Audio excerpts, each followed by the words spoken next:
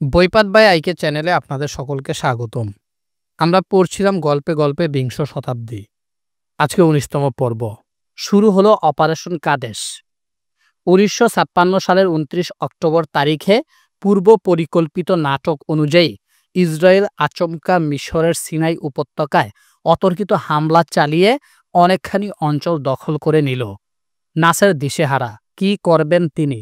নিজের যা সামর্থ্য আছে সে অনুযায়ী ইসরায়েলের বিরুদ্ধে বাহিনী পাঠালেন। ৩১ অক্টোবর যুদ্ধ শুরু হওয়ার ৪৮ ঘন্টা পেরিয়ে গেছে। ইসরায়েলের পেটে মিশরের অনেকখানি ভূখণ্ড ঢুকে পড়েছে। এবার ব্রিটেন ফ্রান্স নামবার পালা। উভয় পক্ষকে আলটিমেটাম দিল বিশ্ব রাজনীতির পুরনো দুই ডাকাত। বলল অবিলম্বে যুদ্ধবিরতি কার্যকর করতে, নইলে ওনারা নাকি হস্তক্ষেপ করবেন। আলটিমেটাম মেনে নিলে ইসরায়েলের লাভ, কারণ মিশরের অনেকখানি ভূখণ্ড তার দখলে চলে এসেছে। যুদ্ধ বন্ধ হলেই ইসরায়েলের লাভ, কিন্তু মিশরের কাছে এই যুদ্ধ জীবন মরণ প্রশ্ন। নিজের দেশের ভূখণ্ড যদি কেউ নিয়ে যায় তাহলে কি আর নীরব থাকা যায়? ব্রিটেন ফ্রান্সের আহ্বানকে পাত্তা না দিয়ে মিশর যুদ্ধ চালিয়ে যেতে লাগলো। এটাই তো চেয়েছিল ব্রিটেন, ফ্রান্স, ইসরায়েল। যদিও মিশরের ঘনিষ্ঠ মিত্র সোভিয়েত ইউনিয়ন হাঙ্গেরির রাজনৈতিক সমস্যা নিয়ে ব্যস্ত থাকায় আপাতত মিশরের ঘটনায় মনোনিবেশ করতে পারছিল না। এবার ব্রিটিশ নিয়ন্ত্রিত ভূমধ্যসাগরীয় দ্বীপদেশ মাল্টা, ফ্রান্সের দখলে থাকা আলজেরিয়া এবং ব্রিটিশ সাইপ্রাস থেকে ৪৫,০০০ ব্রিটিশ সৈন্য, ৩৪,০০০ ফরাসি সৈন্য মিশরের উপর ঝাঁপিয়ে পড়ার প্রস্তুতি নিল। অভিযানের নাম হল অপারেশন মাস্কেটিয়ার।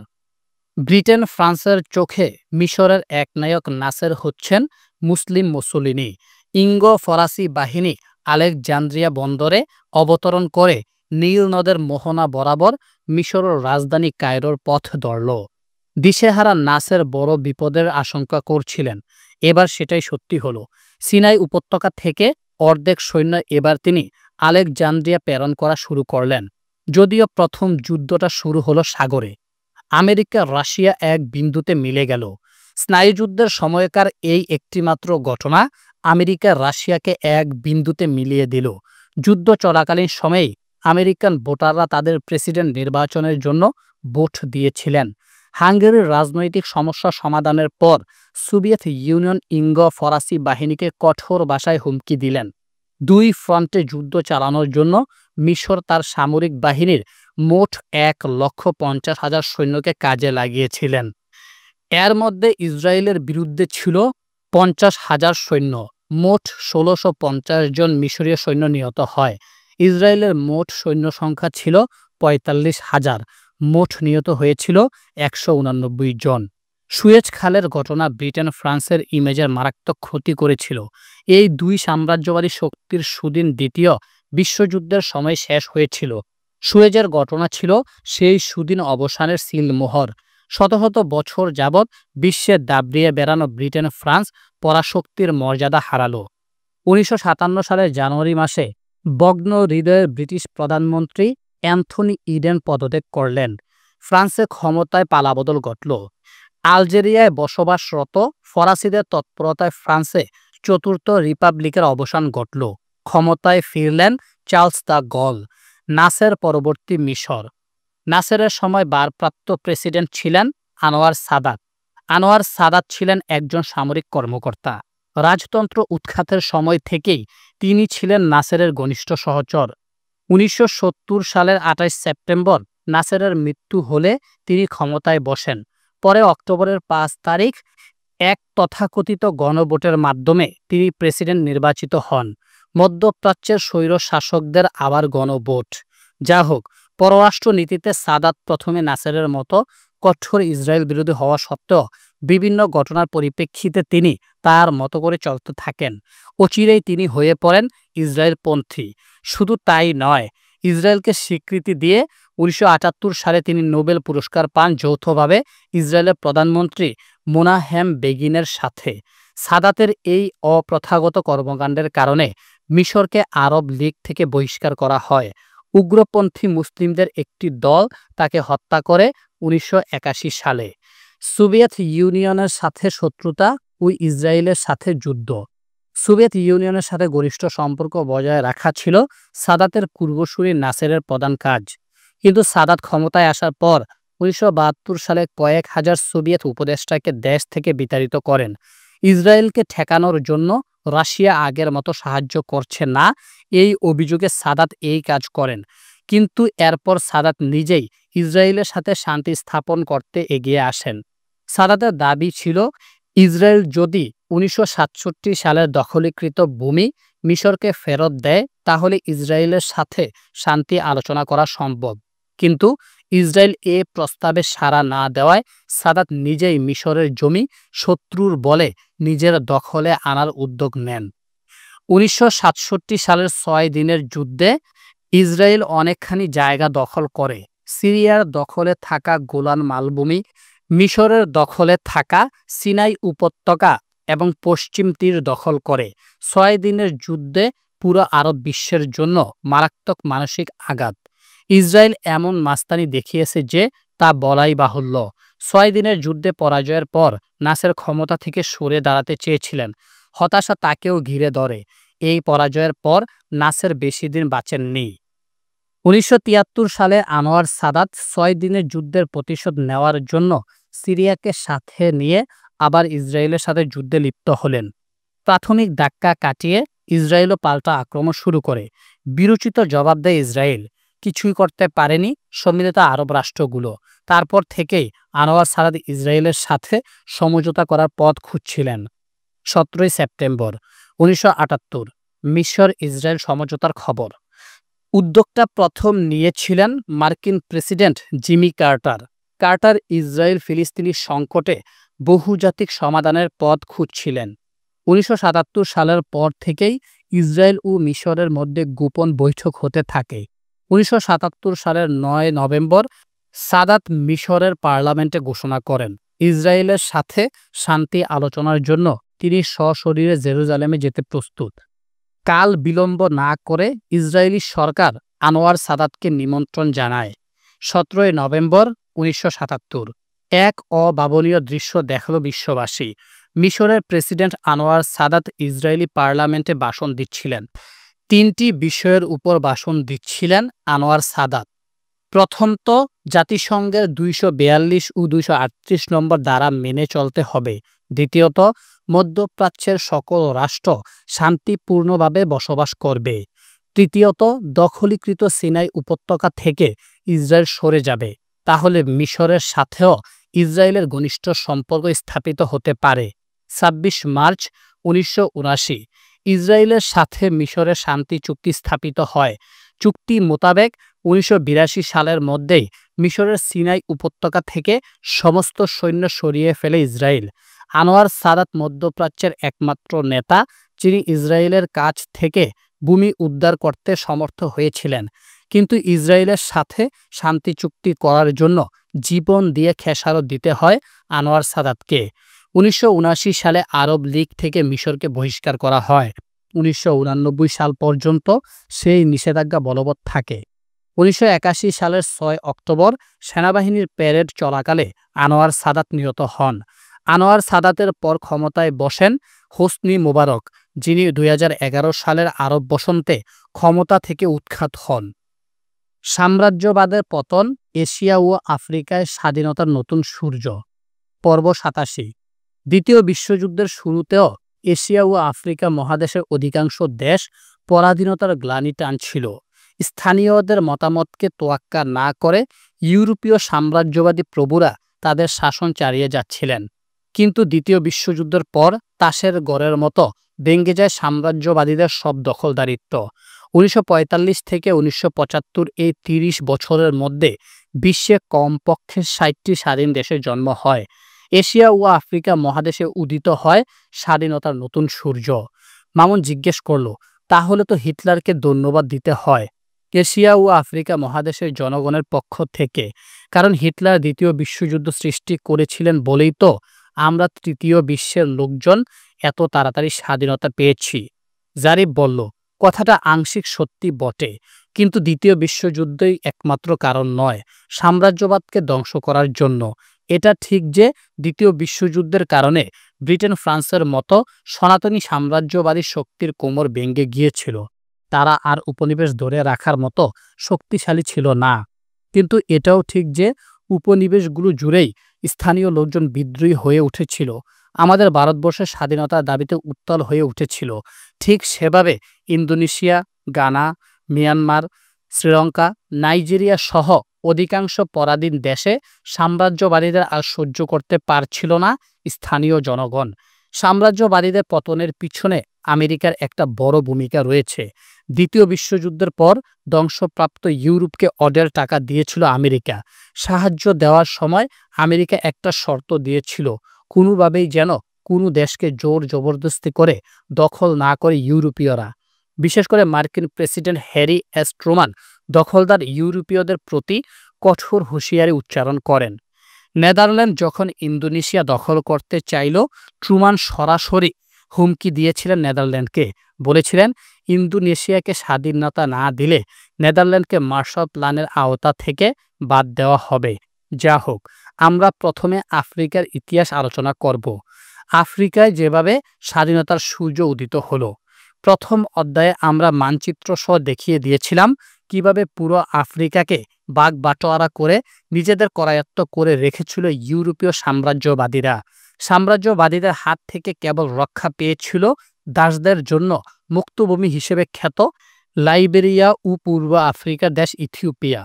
ইথিওপিয়া দখল করতে এসেছিল ইতালি 1896 সালে, কিন্তু শোচনীয়ভাবে পরাজিত হয়। 1922 সাল থেকে ইতালির ক্ষমতা পান মুসোলিনি। উন্মাদ মুসোলিনি ইতালির জনগণকে স্বপ্ন দেখান তিনি আবার রোম সাম্রাজ্যের গৌরব ফিরিয়ে আনবেন। 1908 সালে তুরস্কের দখল থেকে লিবিয়া দখল করার পর ইতালি পূর্ব আফ্রিকার দেশ সোমালিয়া দখল করে।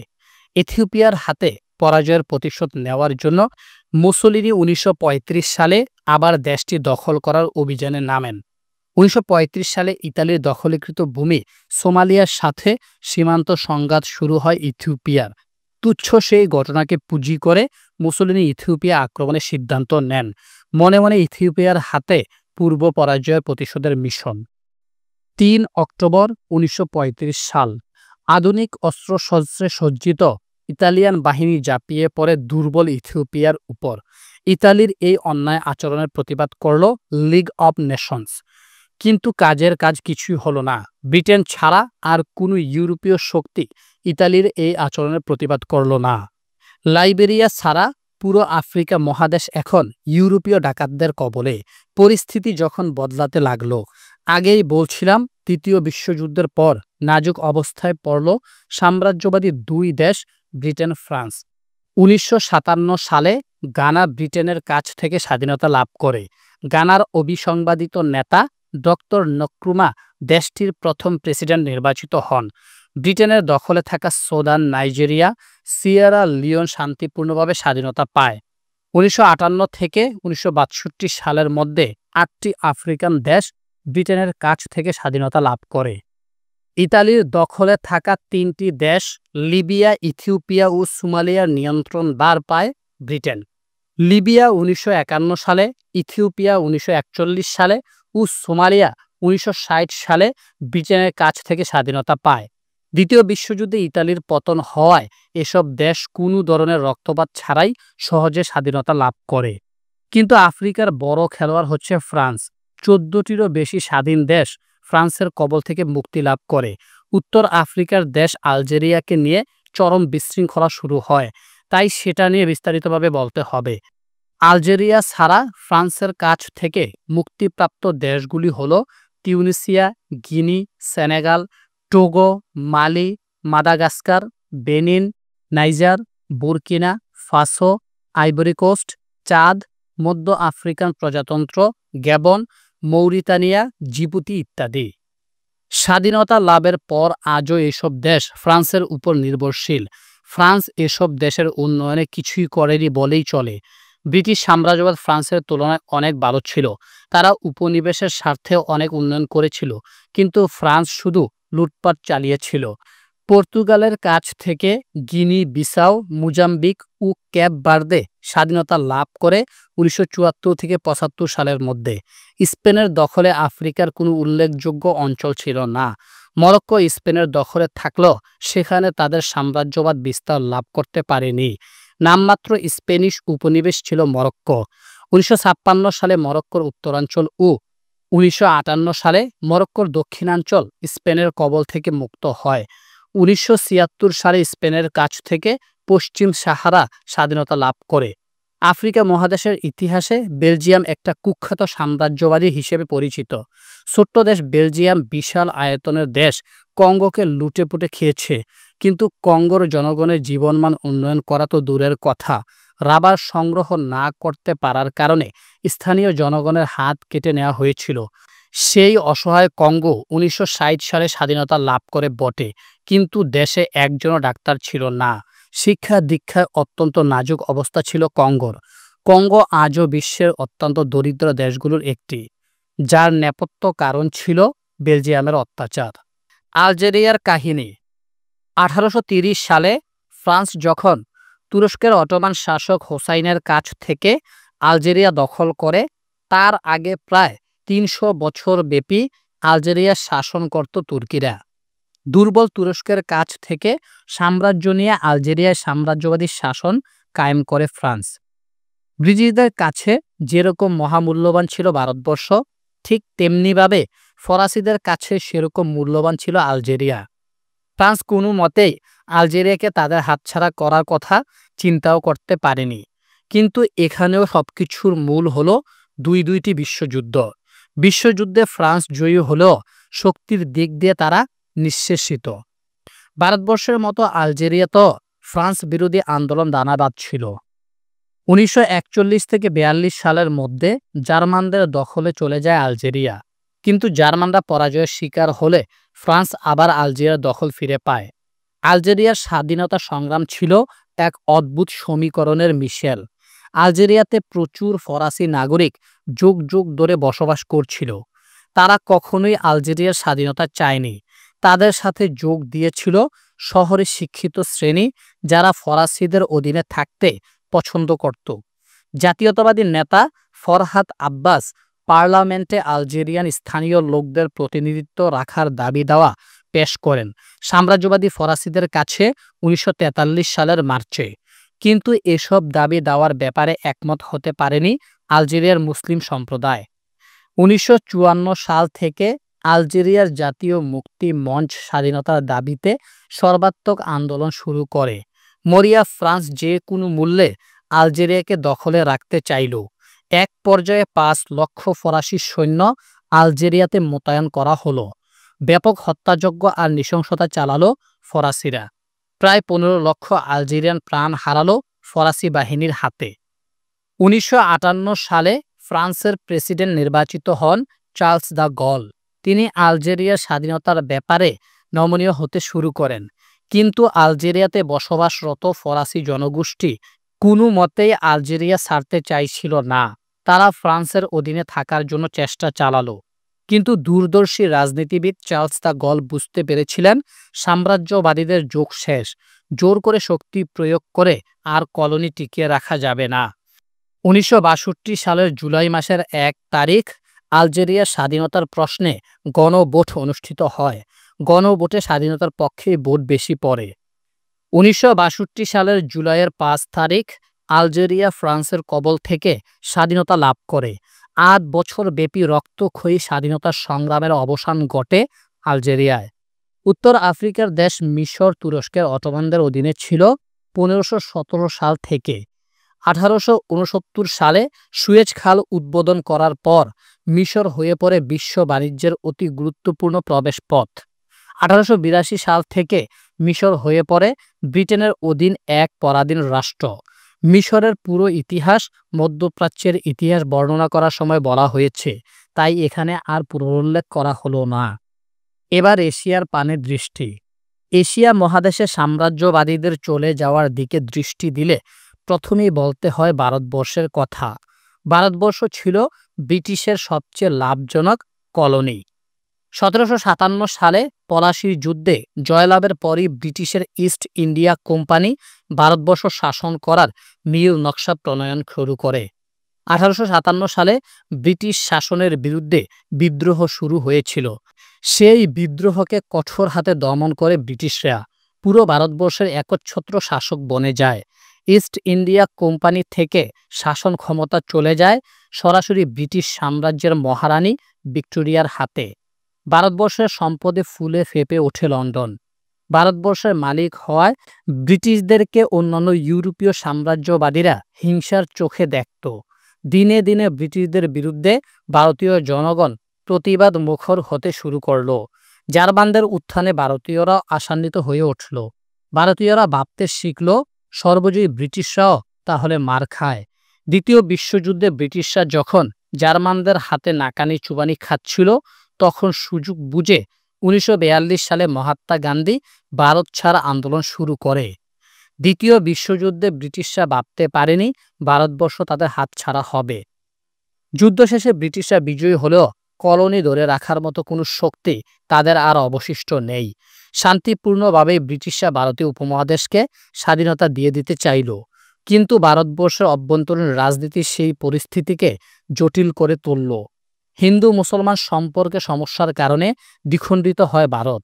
1947 সালের 14 আগস্ট পাকিস্তান রাষ্ট্রের সৃষ্টি হয়। পরের দিনই ভারত স্বাধীনতা লাভ করে। 1971 সালে পাকিস্তান ভেঙে সৃষ্টি হয় বাংলাদেশের। ভারতবর্ষ যখন ব্রিটিশের হাতছাড়া হয়, তখন থেকেই মানসিকভাবে দুর্বল হয়ে পড়ে ব্রিটিশ। ভারতবর্ষের পড়শি মিয়ানমার 1948 সালের জানুয়ারি মাসের 4 তারিখে স্বাধীন হয়। শ্রীলঙ্কা স্বাধীনতা লাভ করে এর ঠিক 1 মাস পর 1948 সালের 4 ফেব্রুয়ারি। এভাবে দক্ষিণ এশিয়া ব্রিটিশ মুক্ত হয়। মোট কথা, দ্বিতীয় বিশ্বযুদ্ধের পর সাম্রাজ্যবাদের কবল থেকে স্বাধীনতা লাভের একটা হিড়িক পড়ে। দক্ষিণ পূর্ব এশিয়ার প্রভাবশালী দেশ মালয়েশিয়া 1957 সালের 31 আগস্ট স্বাধীনতা লাভ করে। কমিউনিস্টরা ক্ষমতা দখলের জন্য ব্রিটিশের বিরুদ্ধে লড়াই চালিয়ে যাচ্ছিল। কিছু রক্তপাত হয়েছিল বটে, কিন্তু ব্রিটিশরা স্বাধীনতা দিয়ে দেওয়ায় এ আন্দোলন রক্তপাতের দিকে যায়নি। মালয়েশিয়া থেকে 1965 সালে সিঙ্গাপুর আলাদা হয়ে যায়। দক্ষিণ পূর্ব এশিয়ার আরেকটি গুরুত্বপূর্ণ দেশ ইন্দোনেশিয়া স্বাধীনতা আন্দোলন সহিংসতার দিকে যাচ্ছিল নেদারল্যান্ডের লোভ আর গোয়ার্তুমির কারণে। ইন্দোনেশিয়া স্বাধীনতা আন্দোলনের অবিসংবাদিত নেতা ছিলেন ডক্টর সুকর্ণ। দ্বিতীয় বিশ্বযুদ্ধে পুরো ইন্দোনেশিয়া দখল করে জাপানিরা। ইন্দোনেশিয়ার আপামর জনতা জাপানকে সর্বাত্মকভাবে সহায়তা করতে শুরু করে। ডাচদের প্রতি ক্ষিপ্ত ছিল ইন্দোনেশিয়ার জনগণ, কারণ শত শত বছর যাবৎ ডাচরা ইন্দোনেশিয়ার জনগণকে শোষণ করে আসছিল। 1945 সালে জাপান আত্মসমর্পণ করলে স্বাধীন ইন্দোনেশিয়ার আত্মপ্রকাশের সম্ভাবনা উজ্জ্বল হয়। কিন্তু লুবি নেদারল্যান্ড আবারও ইন্দোনেশিয়া নিজের দখলে রাখতে চায়। নেদারল্যান্ডকে হুমকি দিলেন স্বয়ং মার্কিন প্রেসিডেন্ট হ্যারি এস ট্রুমান। ডাচদের বিরুদ্ধে গেরিলা হামলা শুরু করে দিলেন ইন্দোনেশিয়ানবাসী। নেদারল্যান্ডের শহর হ্যাগে এ নিয়ে আন্দোলন শুরু হলো। 1949 সালের 27 ডিসেম্বর নেদারল্যান্ডের কাছ থেকে স্বাধীন সার্বভৌম ইন্দোনেশিয়ার জন্ম হয়। ইন্দোচীনের 3টি দেশ লাওস, ভিয়েতনাম ও কম্বোডিয়া নিয়ে অন্যত্র আলোচনা করা হয়েছে। মধ্যপ্রাচ্য নিয়ে আলাদা একটি অধ্যায় রয়েছে। সেখানে মধ্যপ্রাচ্যের দেশগুলোর স্বাধীনতা প্রাপ্তি ও জটিলতা নিয়ে আলোচনা করা হয়েছে। শেষ পর্যায়ে আমরা এ কথা বলতে চাই, সাম্রাজ্যবাদ ছিল শতভাগ অন্যায় ও অন্যায্য কাজ। বিভিন্ন দোহাই দিয়ে ইউরোপীয় সাম্রাজ্যবাদীরা এশিয়া ও আফ্রিকার দেশগুলো দখল করার প্রচেষ্টাকে জায়েজ করার চেষ্টা করেছে, কিন্তু এটাকে জায়েজ করার কোনো সুযোগ ছিল না। এসব তথাকথিত উন্নত ও সভ্য ইউরোপীয়রা এমন কোনো নৃশংসতা নেই যা তারা করেনি। দুইটি বিশ্বযুদ্ধের কারণে দুর্বল হয়ে যাওয়ায় সাম্রাজ্যবাদীদের আস্ফালন বন্ধ হয়েছে তাড়াতাড়ি। তা না হলে হয়তো তৃতীয় বিশ্বের দেশগুলোকে এখনও পরাধীনতার গ্লানি টানতে হতো। চীন, জাপান ও কোরিয়ার ইতিহাস, পর্ব 78।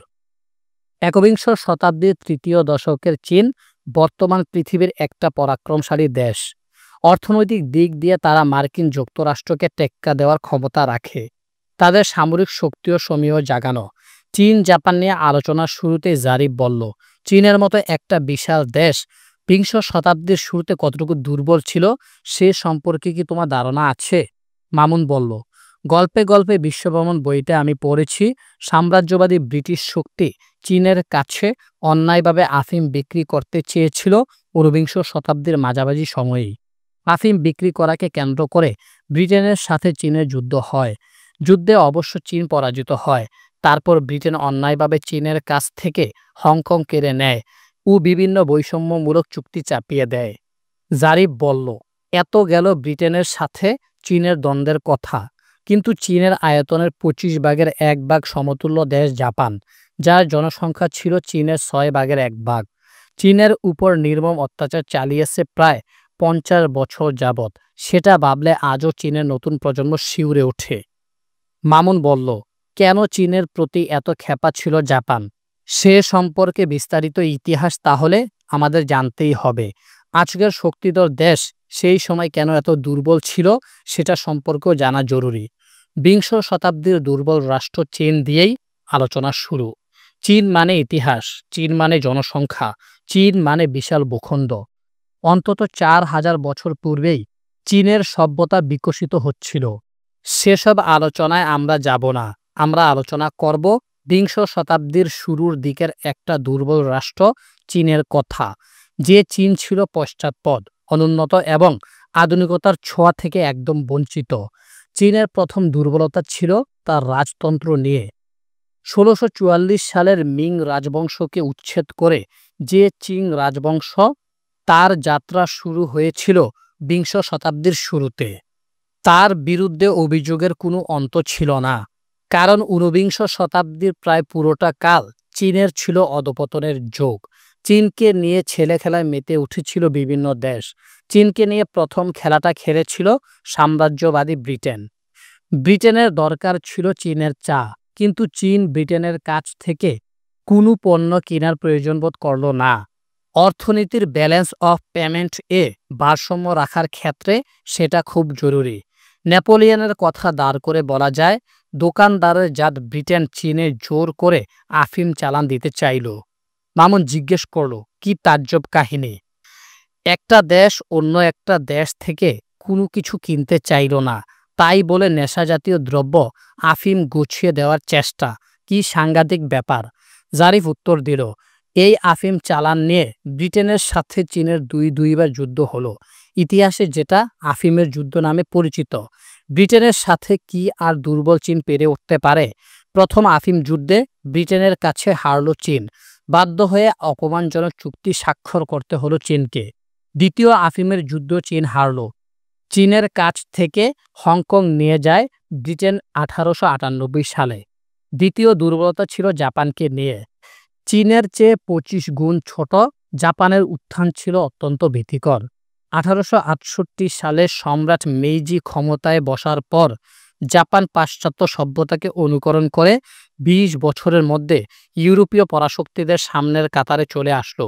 শক্তিশালী হয়ে জাপান চিন্তা করল, অন্যান্য শক্তিশালী দেশের তুলনায় তার কোনো কলোনি নেই। দুর্বল চীনের প্রতি লোভ জাগ্রত হলো জাপানের। ১৮৯৪ থেকে ৯৫ সালে কোরিয়ানদের ফুসলিয়ে চীনের বিরুদ্ধে লেলিয়ে দিল জাপান। কোরিয়া শত শত বছর যাবৎ চীনের অধীনে স্বায়ত্তশাসিত প্রদেশ ছিল, কিন্তু এবার জাপানের ষড়যন্ত্রে কোরিয়া চীন থেকে বিচ্ছিন্ন হয়ে গেল। বিংশ শতাব্দীর শুরুতে চীনারা ভয় পাচ্ছিল কোন সময় না কোন সময় জানি জাপান তাদের দেশকে খণ্ড বিখণ্ড করে দেয়। তৃতীয় দুর্বলতা ছিল পশ্চিমা শক্তিকে নিয়ে। শুধুমাত্র ব্রিটেন নয়, অন্যান্য সাম্রাজ্যবাদী শক্তিও চীনকে হাতের পুতুল মনে করত। জার্মানি চীনের পূর্বাঞ্চলীয় প্রদেশ জিয়াওজু দখল করে নিজের মতো করে ঘাঁটি তৈরি করল। কেউ কিছু বলতে পারল না। অনেক আগে থেকেই ইউরোপীয় খ্রিস্টান মিশনারিরা চীনে খ্রিস্ট ধর্মের প্রচার চালাতে লাগলো। চীনের জনগণ এসব মিশনারিদের দু চোখে দেখতে পারত না। বক্সার রেভলিউশন, পশ্চিমাদের বিরুদ্ধে স্বতঃস্ফূর্ত আন্দোলন। চীন যখন সব দিক দিয়ে দুর্বল হয়ে পড়ল, তখন রাজার প্রতি সাধারণ মানুষের শ্রদ্ধা রইল না। চীনের সাধারণ জনগণ বিপর্যস্ত। একে তো ক্ষমতায় বসে আছে অপদার্থ অকর্মণ্য রাজা, অন্যদিকে ইউরোপিয়ান সাম্রাজ্যবাদীরা বিভিন্ন ছল ছুতোয় চীনের ভূখণ্ড দখল করেই যাচ্ছিল। ১৮৯৭ সালে দুজন জার্মান মিশনারি স্থানীয় চাইনিজদের হাতে খুন হয়। এই অজুহাতে জার্মান নৌবাহিনী জিয়াও জু প্রদেশে হামলায় পড়েন। অপদার্থ চৈনিক সম্রাট জার্মানদের বাধা দেওয়া তো দূরের কথা, উল্টো জার্মানির সাথে সন্ধি করে বসলেন। চীনের সাথে ৯৯ বছরের জন্য এই ভূখণ্ড ইজারা নিয়ে দখলদারিত্ব কায়েম করে জার্মানরা। ব্রিটেন অনেক আগেই হংকং দখল করে বসে আছে। বিদেশিদের বিরুদ্ধে কিছু একটা করা দরকার। ২০ জুন ১৯০০ সাল চীনের একদল বিদ্রোহী তৎকালীন পিকিং নগরীতে বিদেশিদের আস্তানা খ্রিস্টানদের চার্চ ও রেল স্টেশনে হামলা চালান। সম্রাজ্ঞী বুঝি এসব হামলাকে মৌন সমর্থন দেন, কারণ তিনি নিজেও ইউরোপীয় সাম্রাজ্যবাদীদের বিভিন্ন কর্মকাণ্ডে বিরক্ত। হামলাকারীরা খাকি পোশাক ও হাফ প্যান্ট পরিহিত ছিল বিদায় ইউরোপীয় তাদেরকে বক্সার নামে আখ্যায়িত করেন। ইতিহাসে সেটাই বক্সার বিদ্রোহ নামে পরিচিত। হামলার পরের দিন সম্রাজ্ঞী বুঝি বক্সারদের সাথে তাল মিলিয়ে চীনে অবস্থানরত সমস্ত বিদেশিদের বিরুদ্ধে যুদ্ধ ঘোষণা করেন। নড়েচড়ে বসল চীনে অবস্থানরত সব বিদেশিরা। চীনকে লুটেপুটে খাওয়ার দিন কি তাহলে শেষ হয়ে এলো? কয়েক হাজার ইউরোপিয়ান খ্রিস্টান বক্সারদের হামলায় নিহত হলো। পরিস্থিতি বেগতিক দেখে ৮টি রাষ্ট্র চীনের বক্সারদেরকে হটাতে একজোট হলো। আগস্টের ১৪ তারিখ ২০,০০০ সৈন্যের এক সুসজ্জিত বাহিনী চীনে পৌঁছল। দেশগুলো হচ্ছে অস্ট্রো-হাঙ্গেরি, জাপান, ইতালি, রাশিয়া, মার্কিন যুক্তরাষ্ট্র, ফ্রান্স, জার্মানি ও যুক্তরাজ্য। অচিরেই বক্সার বিদ্রোহ প্রশমিত হল।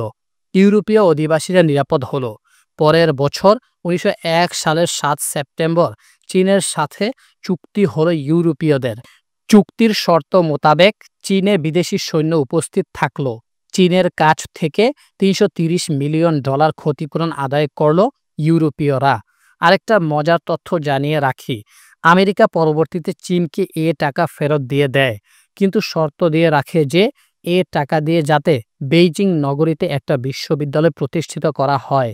চিন্তা করে দেখো, বিংশ শতাব্দীর শুরুতে চীনে একটা বিশ্ববিদ্যালয় পর্যন্ত ছিল না, অথচ সমসাময়িক ইউরোপীয় শক্তিরা জ্ঞান বিজ্ঞান চর্চায় অনেক দূর এগিয়ে গেল। আসরে নামলেন সান ইয়াত-সেন। চীনকে এরকম অপমানজনক পরিস্থিতি থেকে উদ্ধারের জন্য বিধাতা যেন সান ইয়াত-সেনকে পাঠিয়ে দিয়েছিলেন। আধুনিক চীনের জনক হচ্ছেন সান ইয়াত-সেন। ১৮৬৬ সালের ১২ই নভেম্বর কুয়াংতুং প্রদেশে জন্মগ্রহণ করেন।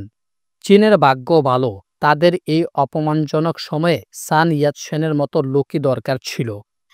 তিনি ছিলেন অত্যন্ত মেধাবী ছাত্র। ১৮৭৯ সালে মার্কিন যুক্তরাষ্ট্রের হাওয়াই দ্বীপপুঞ্জের হনলুলুতে একটি খ্রিস্টান মিশনারি স্কুলে ভর্তি হন। সেখান থেকে পাশ্চাত্য সমাজের জ্ঞান বিজ্ঞানের সাথে পরিচিত হন তিনি। সানের কাছে ভালো লাগতে শুরু করে পাশ্চাত্যের মুক্ত চিন্তা। ১৮৮৪ সালে তিনি খ্রিস্টান ধর্মে দীক্ষিত হন। হনলুলুর সেই মিশনারি স্কুলের একজন সেরা ছাত্র হিসেবেও তার নাম ছড়িয়ে পড়েছিল। তারপর ১৮৮৭ সালে তিনি হংকং চলে যান। মেডিকেল বিদ্যা নিয়ে পড়াশোনা শুরু করে দেন। চিকিৎসা বিদ্যায় তিনি কৃতিত্বের স্বাক্ষর রাখেন।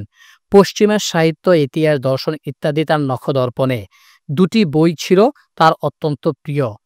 একটি বই হচ্ছে এডমন্ড বার্গের a history of the French revolution এবং চার্লস ডারউইনের এভলিউশন। চিকিৎসা বিদ্যায় পড়াশোনা শেষ করে তিনি কিছুদিন ডাক্তারি প্র্যাকটিস করেন, কিন্তু তার চিন্তায় ও মগজে একটাই মাত্র চিন্তা, কিভাবে অথর্ব রাজতন্ত্রকে উচ্ছেদ করে জনগণের রাষ্ট্র গঠন করবেন। ১৮৯৫ সালে অল্প কিছু সমর্থক সংগ্রহ করে ক্যান্টনে একটা ব্যর্থ বিপ্লবের নেতৃত্ব দেন। বিপ্লব ব্যর্থ হলে সান ইয়াত-সেনের সঙ্গী সাথীরা কেউ কেউ ধরা পড়েন। স্বয়ং সান ইয়াত-সেন হংকং পালিয়ে যান। নিজের দেশে হয়ে পড়েন একজন ফেরারি আসামি। তার মাথার দাম ঘোষণা করা হয়। ১৮৯৬ সালে সান ইয়াত-সেন লন্ডন পালিয়ে যান, কিন্তু অচিরেই তিনি চীনের সরকারি প্রতিনিধিদের হাতে ধরা পড়েন। কিছুদিনের মধ্যেই বন্দিদশা থেকে তিনি পালিয়ে যান। বইপত্র লেখা শুরু করেন চীনের অচলাবস্থা নিয়ে। লন্ডনের এসব কর্মকাণ্ডে চীন ধীরে ধীরে বহির্বিশ্বে পরিচিত হতে শুরু করে। টানা ২ বছর তিনি পুরো ইউরোপ ঘুরে বেড়ান। চীনের মুক্তির জন্য ৩টি পথকে অপরিহার্য মনে করেন তিনি। পথ ৩টি হল ন্যাশনালিজম, ডেমোক্রেসি অ্যান্ড সোশ্যালিজম। সান ইয়াত-সেনের ভাষায় এই ৩টির চাইনিজ রূপ হল চীনের সমাজতন্ত্রের উচ্ছেদ, জনগণের সরকার প্রতিষ্ঠা আর সমতার ভিত্তিতে অর্থনৈতিক মুক্তি। তারপর তিনি জাপান ফিরে আসেন। 1897 সাল থেকে 1902 সাল পর্যন্ত তিনি জাপান কাটান। এ সময় বিপ্লবের জন্য প্রয়োজনীয় অর্থ সংগ্রহ করেন। সারা বিশ্বের মানুষের কাছে সান ইয়াত-সেনই হয়ে উঠেছিলেন নতুন চীনের ধারক ও বাহক। 1904 সালের দিকে ববগুড়ে সান ইয়াত-সেনকে আমরা দেখি আবার আমেরিকায়। তিনি একটা ইশতেহার লিখেছিলেন, the true solution to the Chinese questions. Yale ইউনিভার্সিটির আইনের ছাত্র ওয়াং চুই হুই তাকে এ ইশতেহারের খসড়া লিখতে সহায়তা করেন। চিং রাজবংশের পতন। সান ইয়াত-সেনের উদ্দেশ্য একটাই, অথর্ব রাজতন্ত্রকে উচ্ছেদ করতে হবে। রাজতন্ত্র উচ্ছেদ করে জনগণের সরকার প্রতিষ্ঠা করতে হবে, তাহলেই চীনের মুক্তি আসবে। 1911 সালে রাজতন্ত্র উচ্ছেদের জন্য প্রবল বিদ্রোহ শুরু হয় উচ্যাং-এ। 10 অক্টোবর থেকে চলা এই বিক্ষোভের জেরে চীনের নাবালক সম্রাট পুই 1912 সালের 12 ফেব্রুয়ারি তারিখে ক্ষমতা থেকে সরে দাঁড়ান। শেষ হয় হাজার হাজার বছর ধরে চলা রাজতন্ত্র। কিন্তু এই বিপ্লবের সময় সান ইয়াত-সেন চীনে ছিলেন না। তিনি তখন ছিলেন আমেরিকার ডেনভারে। রাজতন্ত্র উচ্ছেদের পর সেনাপতি ইউয়ান শিকাই ক্ষমতালোভী হয়ে উঠলেন। আসলে সান ইয়াত-সেন রাজতন্ত্র উচ্ছেদের পূর্বে ইউয়ান শিকাইয়ের সাথে একটা সমঝোতায় আসেন। সেই সমঝোতার শর্ত ছিল সান ইয়াত-সেনকে অন্তর্বর্তীকালীন প্রেসিডেন্ট বানাতে হবে। পরবর্তীতে ইউয়ান শিকাই হবেন চীনের পরবর্তী প্রেসিডেন্ট। সান ইয়াত-সেন এই প্রস্তাবে রাজি হয়ে যান, কারণ তিনি ক্ষমতালোভী ছিলেন না। রাজতন্ত্রের পতনটাই তার কাছে সবচেয়ে বড় ছিল। বিপ্লব পরবর্তী অরাজকতার কাল, যুদ্ধপতিদের দখলে খণ্ড বিখণ্ড চীন। 1912 সালে সান ইয়াত-সেন অন্তর্বর্তীকালীন প্রেসিডেন্ট নিযুক্ত হন। কয়েক বছর যেতে না যেতেই ক্ষমতালোভী ইউয়ান শিকাই 1915 সালে নিজেকে চীনের সম্রাট ঘোষণা করেন। শিকাইয়ের এই ঘোষণায় বিরক্ত হয়ে উঠল চীনের সাধারণ জনগণ। তারা কোনো মতেই সম্রাট শাসিত চীন দেখার জন্য রাজতন্ত্র উচ্ছেদ করেনি। ইউয়ান শিকাই 1916 সালে মারা যান। পরিস্থিতি আরও জটিল আকার ধারণ করে। বিশাল বড় দেশ চীনের সেনাবাহিনী ছিল খণ্ড বিখণ্ড। অনেকগুলো খণ্ড খণ্ড প্রদেশে বিভক্ত চীন চলে যায় সামন্ত চিন্তাধারার অধিকারী যুদ্ধপতিদের হাতে। যে উদ্দেশ্য নিয়ে সান ইয়াত-সেন রাজতন্ত্র উচ্ছেদ করলেন তার কিছুই হলো না। শতদা বিভক্ত চীনকে ঐক্যবদ্ধ করার উদ্দেশ্যে সান ইয়াত-সেন গুয়াংজুকে কেন্দ্র করে তার সরকার সাজালেন 1921 সালে। যেভাবেই হোক চীনকে একত্র করতে হবে। সান ইয়াত-সেন মারা যান 1925 সালে। মুখোমুখি আধুনিক চীনের দুই চির বৈরী নেতা চিয়াং কাই-শেক ও মাও সেতুং, ন্যাশনালিস্ট বনাম কমিউনিস্ট। চীনের জাতীয়তাবাদী দল ন্যাশনালিস্ট পার্টির মূল উদ্যোক্তা ছিলেন আধুনিক চীনের জনক সান ইয়াত-সেন। তিনি 1912 সালে ন্যাশনালিস্ট পার্টি গঠন করেন। 1917 সালে রাশিয়াতে সমাজতান্ত্রিক বিপ্লব শুরু হলে এর ঢেউ চীনে এসেও পড়ে। চীনা কমিউনিস্ট পার্টি প্রতিষ্ঠিত হয় 1921 সালের জুলাই মাসে। অবাক করা তথ্য হল কমিউনিস্ট পার্টির সদস্যরা অবাধে ন্যাশনালিস্ট দলের সদস্যপদ পায়। ন্যাশনালিস্ট দলের অভ্যন্তরে বিপুল সংখ্যক কমিউনিস্ট সদস্য ঢুকে পড়ে। কিন্তু 1925 সালে সান ইয়াত-সেন মারা যাওয়ায় ঝামেলা দেখা দিল। ন্যাশনালিস্ট পার্টির সর্বেসর্বা হন জেনারেল চিয়াং কাই-শেক। এখানে আপত্তি তরুণ কমিউনিস্ট নেতা মাও সেতুংয়ের।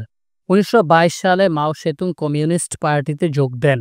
1917 সালে মাও এর বয়স যখন 24, তখনই রাশিয়াতে বিপ্লব হয়।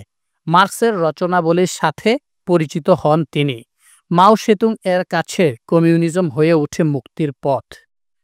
1927 সালে 34 বছর বয়স্ক মাও commander in chief of red army নিযুক্ত হন 12 এপ্রিল 1927। কমিউনিস্টদের বিরুদ্ধে সাঁড়াশি আক্রমণ শুরু করেন চিয়াং কাই-শেক।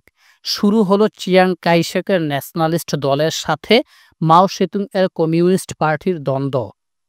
1927 সাল থেকে শুরু হওয়া এই দ্বন্দ্বের শেষ হয় 1949 সাল পর্যন্ত। অন্তত 2 কোটি লোক মারা যায় এই দ্বন্দ্বের বলি হয়ে। ক্ষমতার লড়াইয়ে আপাত জয়ী হন চিয়াং কাই-শেক। বিশাল চীনের অধিকাংশ এলাকাকে নিজের নিয়ন্ত্রণে তিনি নিয়ে দেশ শাসন করতে লাগলেন। 1934 সালে কমিউনিস্টদের শক্ত ঘাঁটি জাংসিকে চতুর্দিক দিকে ঘিরে ফেলে চিয়াং কাইশেকের বাহিনী। নেতা মাও সেতুং তার অনুগামীদের হুকুম দিলেন লং মার্চ করার জন্য। হাজার হাজার মাইল পাড়ি দিয়ে শুরু হলো লং মার্চ। চিয়াং কাইশেকের নাগালের বাইরে শাংসি প্রদেশে পাড়ি জমালেন কমিউনিস্ট সমর্থকরা। মাও সেতুং হয়ে উঠলেন কমিউনিস্ট পার্টির অবিসংবাদিত নেতা। যদিও চিয়াং কাইশেকের সরকারের সামনে কমিউনিস্টরা একেবারে কোণঠাসা। দ্বিতীয় চীন জাপান যুদ্ধ 1937 সাল। সাম্রাজ্যবাদী জাপান চীন আক্রমণ শুরু করল। চীনের ভূখণ্ড দখল করার জন্য লুবি জাপান নিষ্ঠুরতা শুরু করল। রাজধানী নানজিং এ নরহত্যা চালালো জাপানিরা। 3 লাখ লোক মারা গেল, লক্ষ লক্ষ নারী ধর্ষিত হলো। হায়রে জাপানের অত্যাচার! জাপানিদের ঠেকাতে বিভেদ ভুলে একজোট হলো ন্যাশনালিস্ট পার্টি ও কমিউনিস্ট পার্টি। চিয়াং কাইশেক মার্কিন যুক্তরাষ্ট্রের ঘনিষ্ঠ মিত্র। যুদ্ধ চলল বছরের পর বছর। জাপান আত্মসমর্পণ করল 1945 সালের 15 আগস্ট। কিন্তু চীনের জাতীয়তাবাদী নেতা চিয়াং কাইশেকের কপালে মহা বিপদ। যে কমিউনিস্টরা দুর্বল ছিল, চিয়াং কাইশেকের বাহিনীর সামনে দাঁড়াতেই পারত না, সেই কমিউনিস্টরা এখন সবল। দ্বিতীয় বিশ্বযুদ্ধের সুযোগ নিয়ে চীনের সর্বত্র অবাধে বিচরণ করে কমিউনিস্টরা। গুছিয়ে নিয়েছে তাদের সংগঠন। আর জাপানিদের ফেলে যাওয়া অস্ত্রশস্ত্র দখলে নিয়ে কমিউনিস্টরা হয়ে গেছে দুর্ধর্ষ গেরিলা যোদ্ধা। এই বিপদের মুহূর্তে আমেরিকাকে পাশে পায়নি চিয়াং কাইশেক। 1946 সাল থেকে আবারও শুরু হলো লড়াই। ভয়াবহ নৃশংসতায় চীনের অধিকাংশ এলাকা দখল করে মাও সেতুং। মাও সেতুংকে সাহায্য করে সোভিয়েত রাশিয়ার একনায়ক স্টেলিন। চীনের মূল ভূখণ্ড থেকে পালিয়ে চিয়াং কাইশেক চলে গেলেন তাইওয়ানে। বলে রাখা ভালো, 1971 সাল পর্যন্ত জাতিসংঘে চীনের প্রতিনিধি ছিল তাইওয়ান। পর্ব 89। 1 অক্টোবর 1949 চীনে প্রতিষ্ঠিত হলো সমাজতন্ত্র। একটা কথা বলে রাখা ভালো, নিষ্ঠুরতায় মাও সেতুং তুলনাহীন। হিটলার স্টেলিনের মতোই নরহত্যাকারী মাও সেতুং। মাও সেতুংয়ের কমিউনিস্ট শাসনে 1949 সাল থেকে 1976 সাল পর্যন্ত 10 কোটি লোক মারা যায় শুধুমাত্র অনাহারে। সমাজতন্ত্রের বড় বড় বুলি নিয়ে হাসতে হাসতে মানুষ খুন করেছেন মাও সেতুং। নিজের জেদের প্রতি অবিচল মাও চারপাশের কোনো ঘটনার দিকে দৃষ্টি দিতেন না। মাও সেতুংয়ের লাল বাহিনী 1949 সালের 1 অক্টোবর তিয়ানআনমেন স্কোয়ারে বিপ্লবের পতাকা উড়ান। কাগজে কলমে সমাজতন্ত্র প্রতিষ্ঠিত হয়। চীনের সাধারণ জনগণ ভেবেছিল এবার বুঝি শান্তি আসবে। নিষ্ঠুর মাও সেতুং জনগণকে প্রতিশ্রুতি দিয়েছিলেন যে তিনি শান্তি প্রতিষ্ঠা করবেন। জনগণ তখনও জানত না কি যে এক আজরাইলের খপ্পরে পড়েছেন তারা। গ্রেট লিপ ফরওয়ার্ড ও সাংস্কৃতিক বিপ্লব, কোটি কোটি আদম সন্তানের অহেতুক মৃত্যু। 1958 সাল। আমাদের দেশের সমাজতন্ত্রীদের রোমান্টিক নায়ক মাও সেতুং এর মনে হঠাৎ শখ হলো চীনকে আগামী 10 বছরের মধ্যে ব্রিটেনের সমকক্ষ ও 20 বছরের মধ্যে আমেরিকার সমকক্ষ বানাবেন। চীনের জনগণ নাকি সব পারে। কি করতে হবে তাহলে? দুটি কাজ করতে হবে। প্রথমত, ব্যাপক কৃষি উৎপাদন ও শিল্পোন্নয়ন। ব্যক্তি মালিকানাধীন জমিকে উৎখাত করে সমবায় ভিত্তিতে কৃষিকাজ শুরু হলো। কৃষকেরা দেখল তাদের স্বাদের জমি নিয়ে নিয়েছে সরকার। এবার সারাদিন কাজ করতে হবে। কৃষকদের খাওয়া নেই, বিশ্রাম নেই, অবসর নেই, স্বাধীনতা নেই, শুধু কাজ আর কাজ। সমাজের রন্ধ্রে রন্ধ্রে সরকারের চামচারা আছে, যারা পান থেকে চুন খসলেই অবর্ণনীয় অত্যাচার শুরু করে। কোনো জমিতে কি উৎপাদন করা হবে এ ব্যাপারে কোনো শৃঙ্খলা নাই। অনাহারে মারা যেতে লাগলো কোটি কোটি লোক। মাও সেতুংয়ের মনে হলো চড়ুই পাখি হলো চীনের দুশ্মন। এই চড়ুই পাখি নাকি চীনের কৃষিজ ফসল খেয়ে ফেলে। চড়ুই পাখি মারার হুকুম জারি করা হলো। সাধারণ জনগণকে অহেতুক চড়ুই পাখির শত্রু বানিয়ে বাস্তু সংস্থা নষ্ট করা হলো। হায়রে তামাশা! কৃষির 12টা বাজিয়ে শিল্পকেও নষ্ট করার পায়তারা চলল। পঞ্চবার্ষিক পরিকল্পনার নাম করে পরিকল্পনাহীনভাবে লোহা ও ইস্পাত শিল্পের উৎপাদন বাড়ানো হলো। কিন্তু জনগণের জীবনযাত্রার মান উন্নত না হলে লৌহ ও ইস্পাত শিল্প দিয়ে কি হবে? 1961 সাল। মাত্র ৩ বছরের মধ্যে এই পাগলামি বন্ধ হলো। এই পাগলামির অফিসিয়াল নাম ছিল গ্রেট লেপ ফরওয়ার্ড। প্রায় ৫ কোটি লোকের অসহায় আর্তনাদ আর প্রাণহানির মধ্য দিয়ে এই মহান মাও সেতুংয়ের পঞ্চবার্ষিক পরিকল্পনার মৃত্যু ঘটল। কিন্তু আরও খেলা তখনও বাকি ছিল কমরেড মাও সেতুংয়ের। সাংস্কৃতিক বিপ্লব ১৯৬৬ থেকে ১৯৭৬। ১৯৫৩ সালে রাশিয়ার একনায়ক স্টেলিনের মৃত্যুর পর রাশিয়ার সাথে চীনের সম্পর্কের অবনতি ঘটতে থাকে। মাও সেতুংয়ের ধারণা হলো রাশিয়া সমাজতন্ত্রের পথ থেকে সরে গিয়ে আপোষ নামার দিকে এগিয়ে যাচ্ছে। স্টেলিনকে বড় ভাইয়ের মতো শ্রদ্ধা করতেন মাও সেতুং। স্টেলিনের পরবর্তী নেতা নিকিতা ক্রুশ্চেভ স্টেলিনের নাম নিশানা মুছে ফেলতে নানা উদ্যোগ নিচ্ছিলেন। এটা সহ্য হচ্ছিল না চেয়ারম্যান মাও এর। ক্রুশ্চেভকে এড়িয়ে মাও সেতুং নিজের মতো করে দেশ চালাচ্ছিলেন। গ্রেট লিপ ফরওয়ার্ডের সময় ৫ কোটি লোক মারা গেল। মাও সেতুং এতটুকু নরম হননি, বরং আরও কঠোর হলেন কমিউনিজম প্রচারে। মাও সেতুং ভাবলেন, রাশিয়া কমিউনিজম থেকে সরে গেল, চীন কখনো সরবে না। সারা দেশে কমিউনিজমের মহান আদর্শ ছড়িয়ে দিতে হবে। চীনেই হবে কমিউনিজমের কেন্দ্রস্থল, বিপদগামী রাশিয়া নয়। ১৬ই মে ১৯৬৬। কিভাবে কমিউনিজমের আদর্শকে ছড়িয়ে দিতে হবে? বিশ্ববিদ্যালয়ে ছাত্রদের বলা হলো, তোমরা গ্রামে ফিরে যাও, লোকালয়ে ছড়িয়ে পড়ো, লোকজনকে সমাজতন্ত্রে দীক্ষা দাও, আর দেখো কারা সমাজতন্ত্রের বিরুদ্ধে কথা বলছে, তাদেরকে চিহ্নিত করে খতম করো। প্রায় ১.৫ কোটি বিশ্ববিদ্যালয়ের শিক্ষার্থীকে নিয়ে গঠন করা হলো রেড গার্ড। গ্রাম থেকে গ্রামান্তরের লাল বাহিনীর সন্ত্রাস ছড়িয়ে পড়ল। চেয়ারম্যান মাও কিংবা কমিউনিজম নিয়ে সমালোচনামূলক কিছু কথা বললেই শিক্ষক, শিল্পী সহ সমাজের যে কোনো স্তরের মানুষকে পিটিয়ে মেরে ফেলা হতো।